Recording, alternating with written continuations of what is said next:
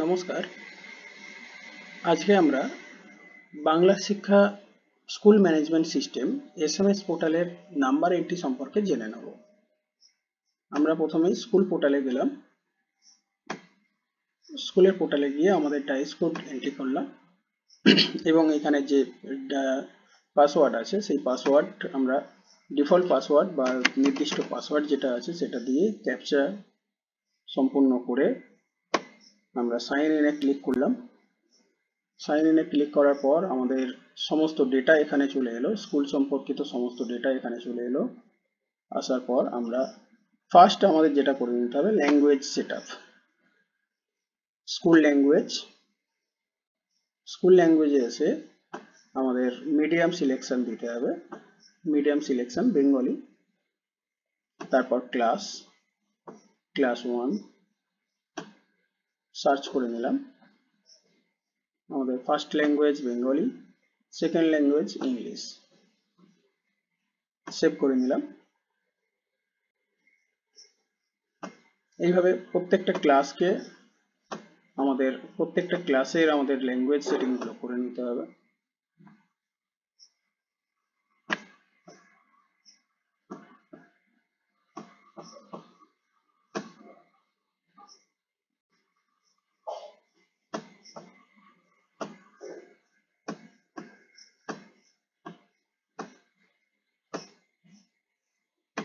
প্রত্যেকটা ক্লাসের language setup করে নিলাম।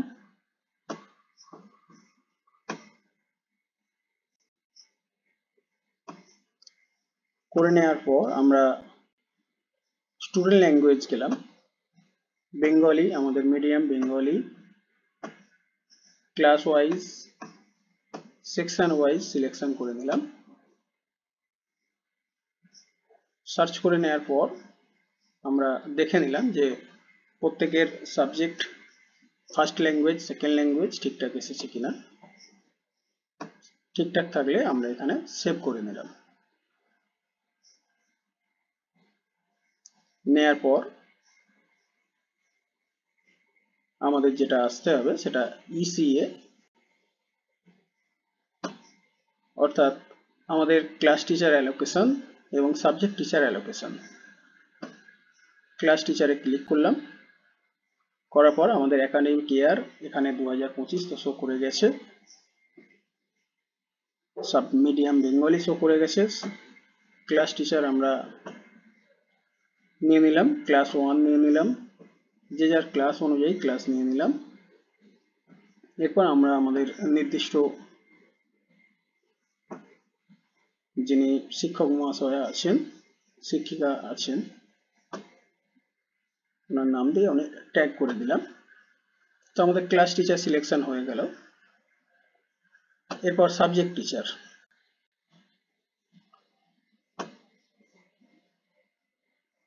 টিচার আমরা অ্যালোকেশন করে নেব।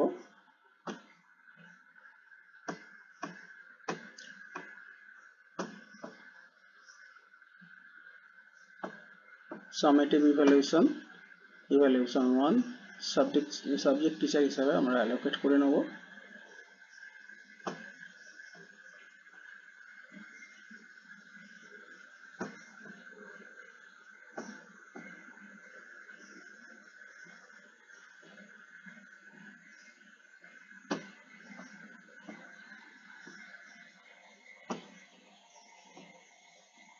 সাবজেক্ট টিচার অ্যালোকেশন হয়ে যাওয়ার পর আমাদের আসতে হবে আসল কাজ এইচপিআরসিতে।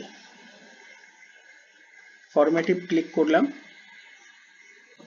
ফরম্যাটিভ ক্লিক করার পর আমাদের ক্লাস সিলেকশন করতে হবে।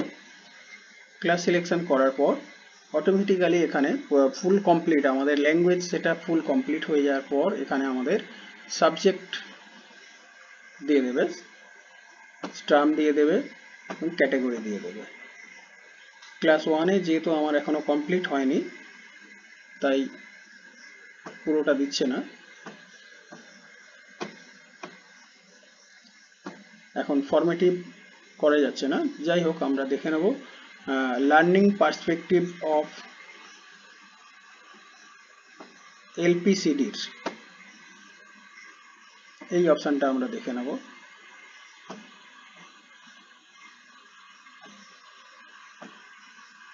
নির্দিষ্ট একটি যে কোনো ক্লাসের আমরা ফার্স্ট ইভ্যালুয়েশন এন্ট্রি করব। এন্ট্রি করাটা দেখে নেব। সার্চ করলাম, সার্চ করার পর কিছুটা কাজ আমাদের আগিয়ে রাখা ছিল, তো সেক্ষেত্রে আমাদের স্টুডেন্টের সমস্ত নামগুলো এখানে এসে যাবে। এসে যাওয়ার পর আমরা EOI, AOI, PA, EA, FOA, LG এবং SLD এই ধরনের যে সমস্ত প্যারামিটারগুলো আসবে সেই সমস্ত প্যারামিটারগুলো আমরা নির্দিষ্ট বেশ কিছু ওয়ার্ড আছে, নির্দিষ্ট যে বেশ কিছু ডেফিনেশন আছে সেগুলোকে আমরা বসিয়ে নেব। যে সে কিসে পারদর্শী সেই সমস্ত বিষয়গুলো আমরা বসিয়ে নেব। যেমন যে স্টুডেন্টের ক্ষেত্রে বলছি আমরা স্টুডেন্ট যথেষ্ট স্মার্ট, তো আমরা এইখানে বসিয়ে নিলাম সেলফ স্মার্ট।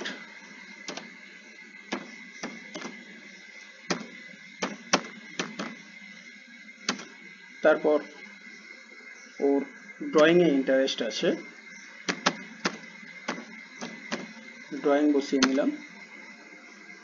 ক্লাসে যথেষ্ট হেল্পফুল, ফ্রেন্ডলি।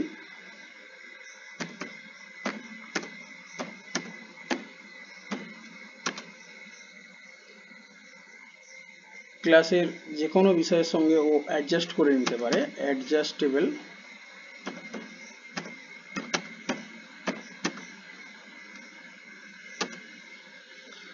কিন্তু একটা সমস্যা আছে, ওর হ্যান্ডরাইটিং প্রবলেম আছে।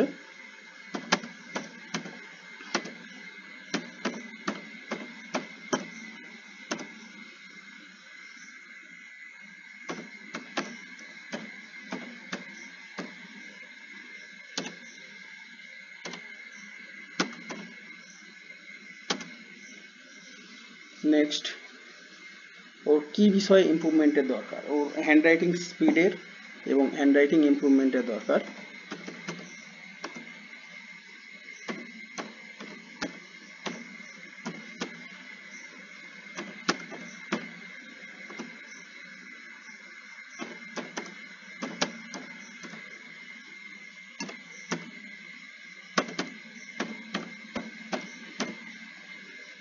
আর ওর কোনো স্পেশাল কোনো প্রবলেম আছে কিনা, তো সেটা নেই, তাই নট অ্যাপ্লিকেবল দিয়ে আমরা পুরোটা যখন হয়ে যাবে, সমস্ত স্টুডেন্টের যখন এন্ট্রিটা হয়ে যাবে, আমরা প্রথমত সেভ অ্যাজ ড্রাফট করব, তারপর সাবমিট করব।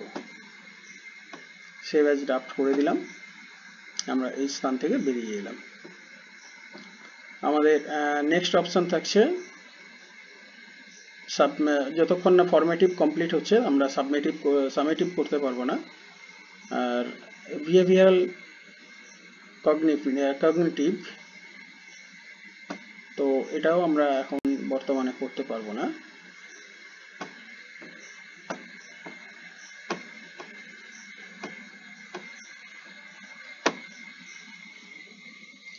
Please complete term 1 category learning perspective of cognitive domain.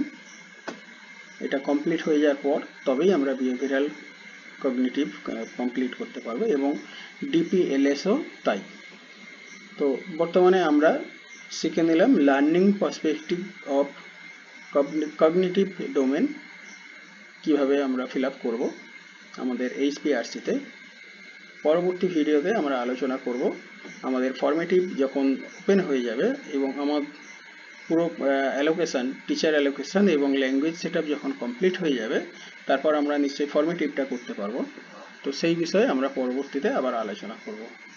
যার যার এই ভিডিওটা ভালো লাগবে অবশ্যই সাবস্ক্রাইব করে রাখবেন এবং অপরদের সাহায্যের জন্য অবশ্যই শেয়ার করে দেবেন।